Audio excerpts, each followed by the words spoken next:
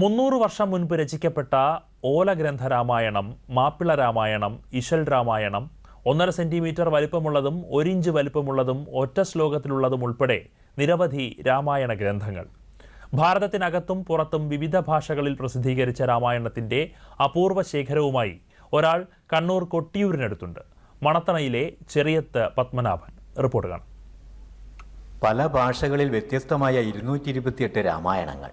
സീതാദേവി ശ്രീരാമനോട് പറയുന്ന രാമായണങ്ങൾ പലതുണ്ട് കവിവരൻ എന്നു തുടങ്ങുന്ന അധ്യാത്മരാമായണം അയോധ്യാകാന്ഡത്തിലെ ഈ വരികളാണ് റിട്ടയേർഡ് എക്സൈസ് പ്രിവെന്റീവ് ഓഫീസറായ ചെറിയത്ത് പത്മനാഭനെ രാമായണത്തിലെ വൈവിധ്യതയെ അന്വേഷിച്ചിറങ്ങാൻ പ്രേരിപ്പിച്ചത്. മലയാളം, ഹിന്ദി, ഉറുദു, കന്നഡ, തമിഴ്, തെലുഗ്, ഗുജറാത്തി, ബംഗാളി, ഇംഗ്ലീഷ്, സംസ്കൃതം, നേപ്പാളി ഭാഷകളിലുള്ള രാമായണങ്ങൾ മണത്തണയിലെ ഈ വീട്ടിലുണ്ട്. രാമായണത്തിന് 3000 വേർഷൻ ഉണ്ട്. ലോകത്തിൻ്റെ പല ഭാഗങ്ങളിലും രാമായണം വളരെ പ്രസക്തിയുണ്ട് എന്ന് മനസ്സിലായതിൻ്റെ അടിസ്ഥാനത്തിലാണ് രാമായണങ്ങളെപ്പറ്റി അന്വേഷിക്കാനും രാമായണങ്ങൾ കളക്ട് ചെയ്യാനും തുടങ്ങിയത്. അമ്മ രാമായണം വായിച്ചിട്ട് അതിൻ്റെ അർത്ഥവും കഥയും പറഞ്ഞു തരും. അങ്ങനെ വല്ലാത്ത രീതിയിൽ രാമായണം ഒരു ഹൃദയത്തിൽ തട്ടിക്കൊണ്ടേയിരുന്നു രാമായണ കഥകൾ. അപ്പോൾ വീട്ടുകാർ പറയും കർക്കിടക മാസത്തിലേ ഇത് വായിക്കാൻ പാടുള്ളൂ എന്ന്.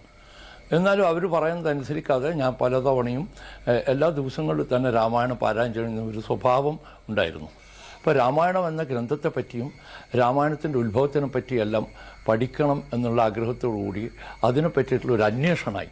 300 വർഷം മുൻപ് രചിക്കപ്പെട്ടതെന്ന് കരുതുന്ന ഓലഗ്രന്ഥ രാമായണം നിധി പോലെയാണ് പത്മനാഭൻ സൂക്ഷിക്കുന്നത്.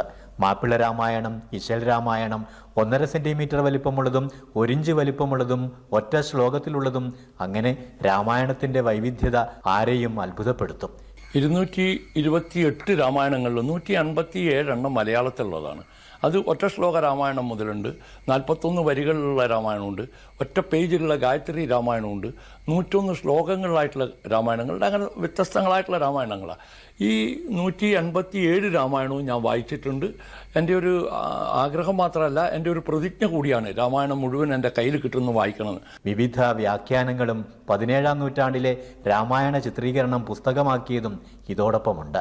കൈകൊണ്ടെഴുതിയവ, രാമായണ കഥ വിവരിക്കുന്ന ചിത്രരാമായണം, ചുമർചിത്രങ്ങളിലൂടെ രാമകഥ പറയുന്ന ആൽബങ്ങളെല്ലാം ഇദ്ദേഹത്തിനുണ്ട്. രാമായണ മാസാചരണത്തിൽ വിവിധ ജില്ലകളിൽ ഈ ശേഖരങ്ങളുടെ പ്രദർശനവുമായി മുന്നോട്ടു പോവുകയാണ് പത്മനാഭൻ. പുരാണ കഥകളെ ഗവേഷണ വിഷയമാക്കാൻ ഒരുങ്ങുന്നവർക്കും രാമായണത്തിൻ്റെ വൈവിധ്യതയെ അറിയാൻ ആഗ്രഹിക്കുന്നവർക്കും ചെറിയത്ത് പത്മനാഭൻ നിധി പോലെ സൂക്ഷിക്കുന്ന ഈ രാമായണ ഗ്രന്ഥങ്ങൾ ഏറെ ഉപകാരപ്പെടും. കണ്ണൂർ മണത്തണയിൽ നിന്ന് cameraman KV രവീന്ദ്രനൊപ്പം KO Sasidharan, Doordarshan news.